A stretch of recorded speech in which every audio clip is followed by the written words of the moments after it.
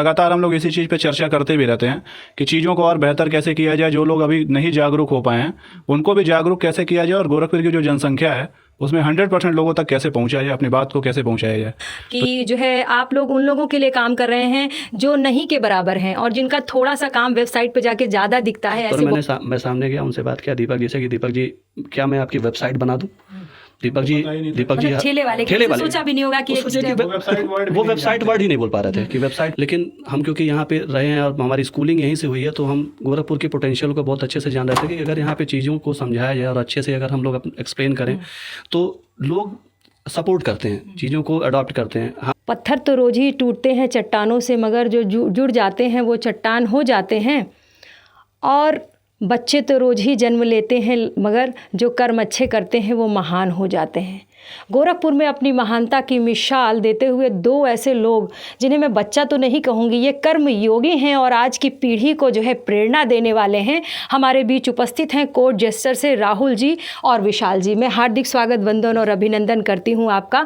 मैं सरिता सिंह संचालिका उपस्थित हूँ कर्म योगी के स्टेशन में लाउड स्पीकर 90 FM पे बजाओ बजाओ जरा झूम के बजाओ। और इस झूम के बजाने के क्रम में आज हम कर्म योगी का ये सेशन लेके आए हैं और एक प्रेरणा के स्रोत हमारे बीच बैठे हुए हैं कोर्ट जेस्टर। तो हम उनसे चर्चा करेंगे जो संघर्षों का सफ़र आपका रहा। तो सबसे पहले हम रुख करते हैं राहुल मिश्रा जी की तरफ। तो राहुल जी, आप मुझे बताएं कि कोर्ट जेस्टर की जो एक मोटिवेशन है या इनोवेशन है, ये आपको कहाँ से मिला? सबसे पहले तो लाउड स्पीकर 90 FM को बहुत बहुत धन्यवाद। ऐसी चर्चाएँ होती रहनी चाहिए शहर में। और जैसा कि आपने कहा कि किस तरीके से ये सफ़र स्टार्ट हुआ, तो हम लोगों ने पहले जो शुरुआत की थी ये मतलब दिल्ली से स्टार्ट हुआ था ये चीज़। हम पहले काम जो करते थे वो दिल्ली में करते थे, तो वहाँ पर भी मतलब इसी तरीके से कंपनी स्टार्ट करके ही काम सारी चीज़ें हो रही थी। लेकिन जो काम आते थे बेसिकली वो पूर्वांचल के, बिहार के, इसी बेल्ट के काम ज़्यादातर मेरे पास आते थे। क्योंकि दिल्ली ऐसा शहर है कि वहाँ पे खर्चे बहुत ज़्यादा रहते हैं, तो जो ऑफिस का ऑपरेशनल कॉस्ट है वो इतना ज़्यादा हो जाता था कि हमको इन्हीं लोगों को, जो हमारे अपने लोग हैं, इनको बहुत बड़े रेट पे, मतलब बहुत महंगे रेट पे हमको इनको चार्ज करना पड़ता था। तो एक दिमाग में आइडिया आया कि अगर हमको काम ही करना है तो हम क्यों ना अपने मतलब होम सिटी में जाएं, अपनी जन्मभूमि में जाएं, क्योंकि अंतोगत्वा तो आदमी को वहीं जाना है। मैं एक क्वेश्चन यहाँ पूछना चाहूँगी, चूँकि आप तो दिल्ली शहर में रह के सेटअप अपना कर रहे थे, तो क्यों गोरखपुर की तरफ आपने रुख किया, जबकि गोरखपुर इतना अभी डेवलपमेंट नहीं हुआ है, एक गांव का शहर हम इसे कह सकते हैं, क्योंकि यहाँ गांव की जनसंख्या ज़्यादा निवास करती है और यहाँ जो पॉपुलेशन है, रूरल पॉपुलेशन है, यहाँ की इकोनॉमी भी रूरल इकोनॉमी है।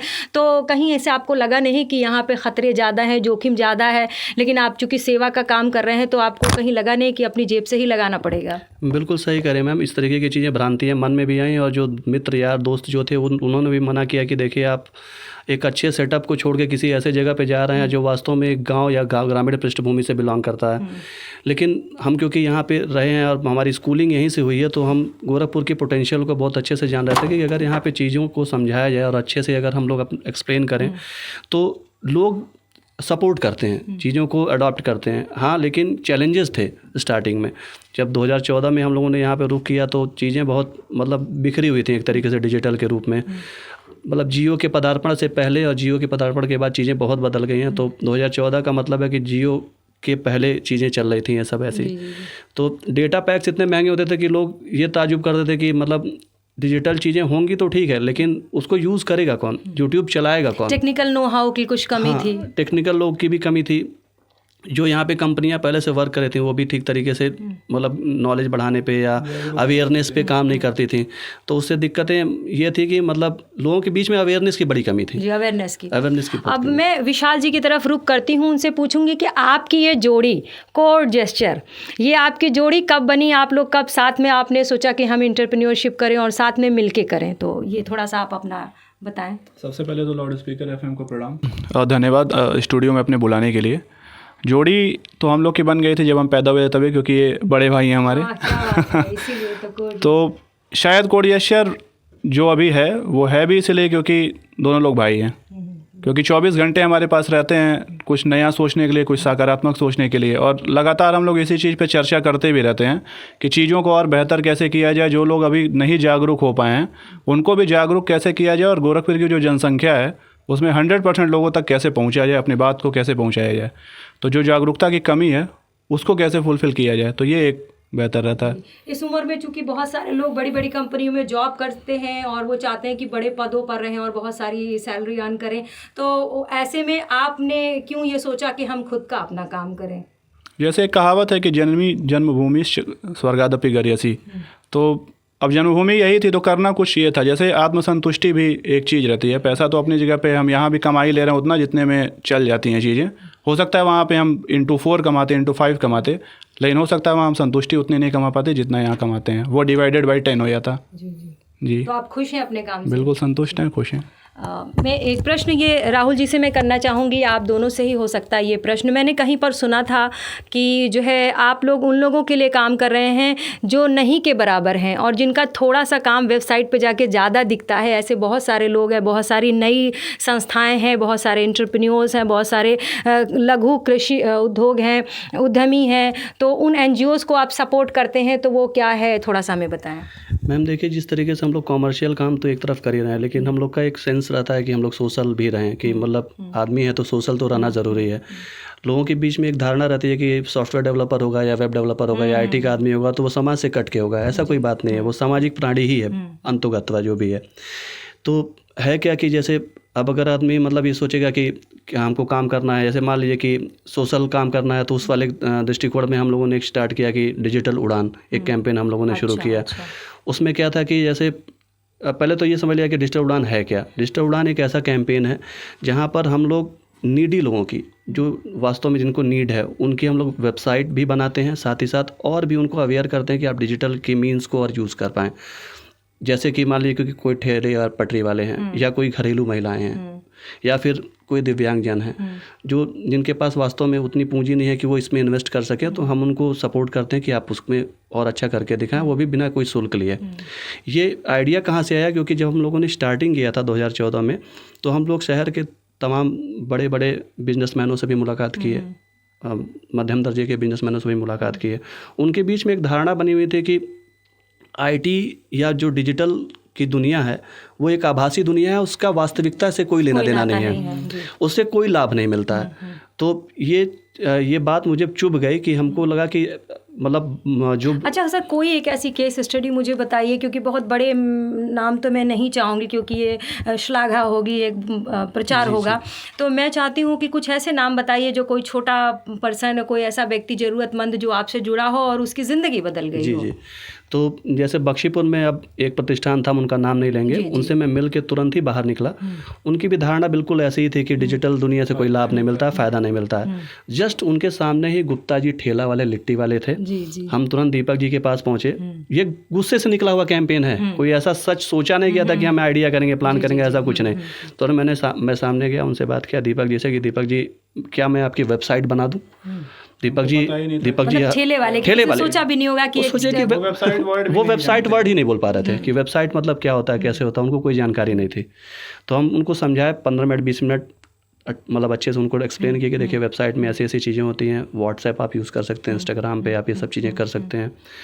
तो उनको लगा फिर इससे क्या होगा, जैसे भोजपुरी बोलचाल भाषा में कि ऐसे का हो, ऐसे का हो, कि कौन फायदा बा, ये सब हमें नहीं करेगा। और जैसे भ्रांतियाँ मन में भी रहती हैं, जैसे जितना भी जो मतलब जैसे लोअर कॉस्ट वेंडर जो रहता है उसके मन में भ्रांतियाँ रहती हैं, उसको डर लगता है कि ऐसी आभासी दुनिया में मत जाए जिससे उसका इस्तेमाल हो जाए। तो पहले से और अब में गुप्ता जी में क्या परिवर्तन है? बहुत परिवर्तन है। हम जब उनकी वेबसाइट हम लोगों ने 2016 में बनाई तो उनको ये हुआ कि कोई फ़ायदा तो मिलेगा नहीं, लेकिन हम लोगों ने प्रचार प्रसार किया तो उनको वो मिलने लगे, ऑर्डर्स बहुत सारे मिलने लगे। शादी विवाह में काफ़ी चर्चा में रहा ये विषय, शादी विवाहों में उनको ऑर्डर मिलने लगे। फिर जब अब हम उनसे मिलते हैं तो बातें बहुत अलग हो जाती हैं। वो एक तरीके से ब्रांड एम्बेसडर की तरीके से ट्रीट करते हैं कि कोड जेस्चर। बात है, जो लोग भी देख और सुन रहे हैं, मेरे ऐसे भाई बंधु जो अपना नाम करना चाहते हैं और जो शून्य है और जो है इस फर्श पे है और अर्श पे जाना चाहते हैं, तो कोड जेस्चर से मिले और बहुत कम दामों में एक नॉमिनल प्राइस में आपको जो है वो बिल्कुल करेंगे। और अगर आप उस श्रेणी में आते हैं तो आपका निःशुल्क भी वो बनाएंगे ना? बिल्कुल निःशुल्क बनाया जाएगा, बिल्कुल बनेगा।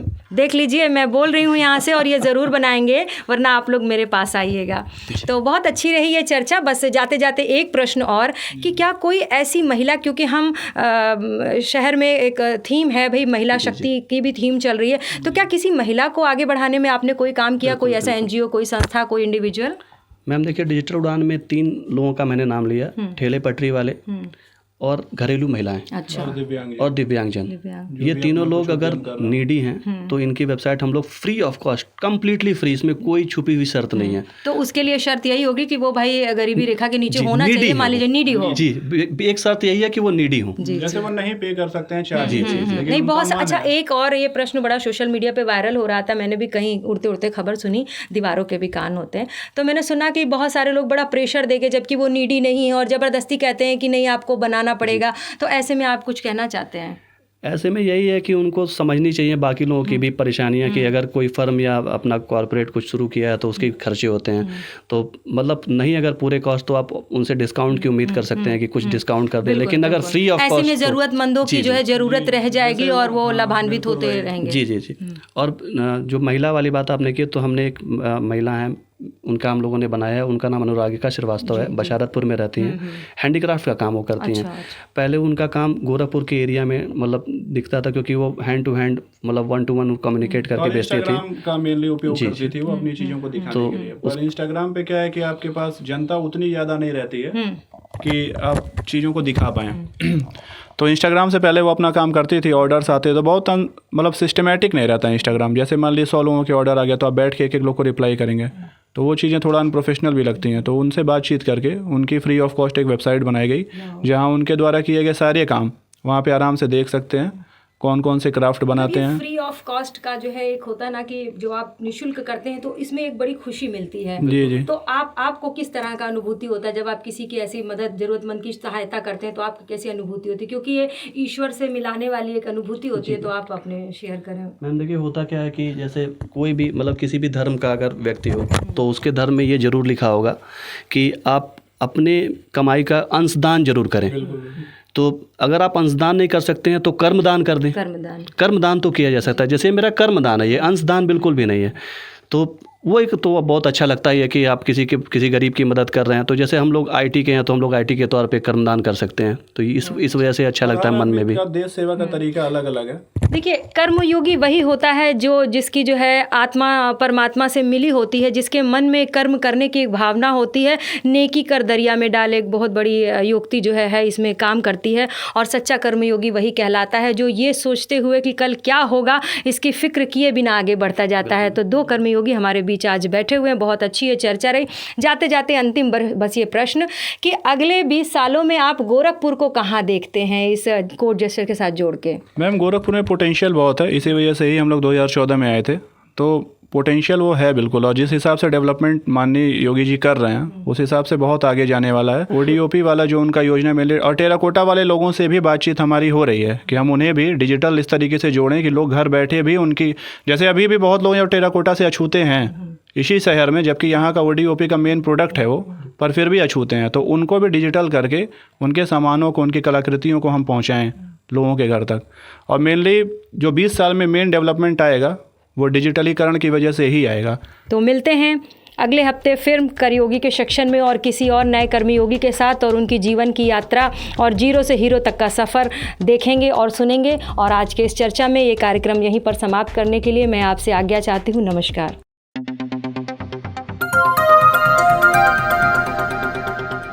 बजाओ जरा झूम के बजाओ, बजाओ बजाओ जरा झूम के बजाओ।